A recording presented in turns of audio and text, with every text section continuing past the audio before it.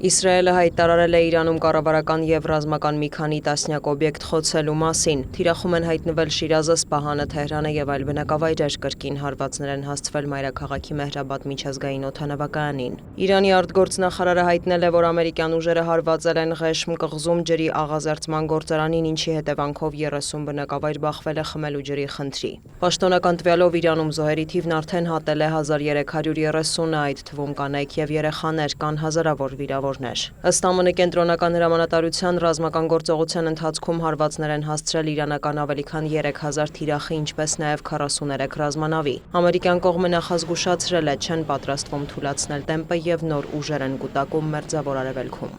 Իրանական ուժերն էլ հարվածել են Թել Ավիվին և այլ տարածքների, պայթյուններ են լսվել Երուսաղեմում։ Թիրախում են հայտնվել նաև Քուվեյթը, Հորդանանը, Սիրիան, Սաուդյան Արաբիան, Բահրեյնը, Կատարը, Իրաքյան Քուրդիստանը, Արաբական Միացյալ Էմիրությունները։ Աբու Դաբիի և Դուբայի օդանավակայանների տարածքում պայթյուններ են լսվել։ Շարունակվում են ռազմական գործողությունները նաև Լիբանանում։ Երկրում զոհերի թիվը հասնում է 300-ի, վիրավորվել է ավելի քան 1000 մարդ։ Հազարավոր քաղաքացիներ լքել են իրենց տները, հատկապես հարավային շրջաններում։ Հորմուզի նեղուցով նավագնացությունն էլ դեռևս սահմանափակ է։ Վաշինգտոնից տեղեկացրել են, որ ամերիկյան կողմը կարող է անհրաժեշտության դեպքում ուղեկցել նեղուցով անցնող նավերը հնարավոր հարձակումներից պաշտպանելու համար։ Նաև Մերձավոր Արևելքում զարգացումների և Հորմուզի նեղուցի արգելափակման հետևանքով նավթի շուկայում ստեղծված իրավիճակով պայմանավորված ԱՄՆ ֆինանսների նախարարությունը կարող է թուլացնել ռուսական նավթի նկատմամբ նախկինում սահմանված պատժամիջոցները։ Վաշինգտոնից հայտնել են, որ պատերազմը կարող է տևել ևս 4-ից 6 շաբաթ։ Սպիտակ տունը նաև մեկնաբանել է Դոնալդ Թրամփի հայտարարությունը, որ Իրանը պետք է հանձնվի։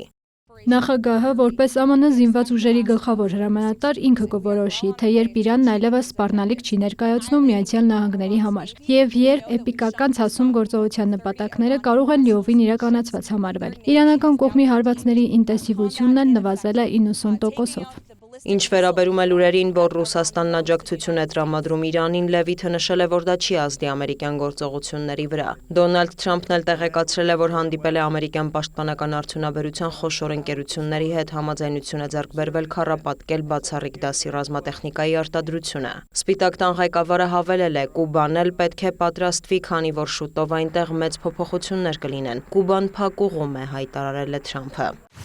Նախիջևանում օրերս ԱԹՍ-ների հարձակման ֆոնին սրվում է Բաքու-Թեհրան լարվածությունը։ Բաքուն տարհանել է իր դիվանագիտական ներկայացուցիչներին Թեհրանում գտնվող դեսպանատնից և Թավրիզում գլխավոր հյուպատոսությունից։ Ադրբեջանական ԶԼՄ-ները գրում են, որ երկրի պետական անվտանգության ծառայությունն էլ կանխել է Իսլամական հեղափոխության պահապանների կորպուսի ծրագրած ահաբեկչական մի շարք հարձակումներ։ Նշվում է, որ թիրախում են եղել Բաքու-Թբիլիսի-Ջեյհան նավթամուղը, Ադրբեջանում Իսրայելի դեսպանատունը, կրոնական համայնքի ներկայացուցիչներ։ Ըստ ադրբեջանական կողմի, ԻՀՊԿ-ն Ադրբեջանի տարածք է տեղափոխել պայթուցիկ սարքեր։ Ադրբեջանական պետական ԶԼՄ-ների տվյալով կան ձերբակալվածներ Ադրբեջանի քաղաքացիների շրջանում ԻՀՊԿ-ին օգնելու կասկածանքով։ Թեհրանից դեռևս չեն մեկնաբանել այդ տեղեկությունները։ Նախիջևանի շուրջ ստեղծված իրավիճակը հեռախոսազրույցի ընթացքում քննարկել են Իրանի և Ռուսաստանի նախագահները։ Մասուդ Փեզեշքյանը հայտարարել է, որ Թեհրանի կողմից Ադրբեջանի վրա հարձակման մասին պնդումը թշնամիների դավադրությունն է։ «Ես կտրականապես հերքում եմ դրանք։ Թշնամիների նպատակն է խաթարել հարևանների միջև եղբայրական հարաբերությունները։ Թեհրանը երբեք չի հարձակվի իր հարևանների վրա», շեշտել է Իրանի նախագահը։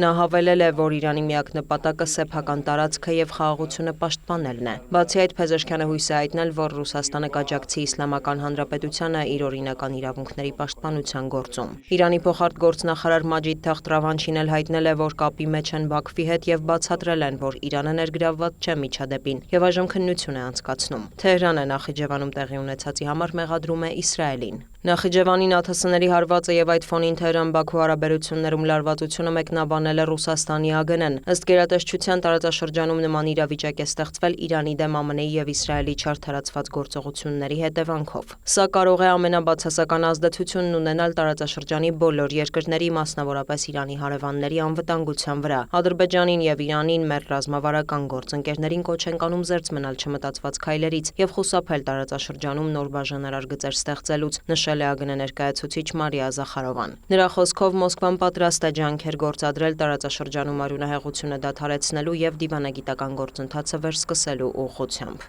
Դիանա Գասպարյան, լուրեր։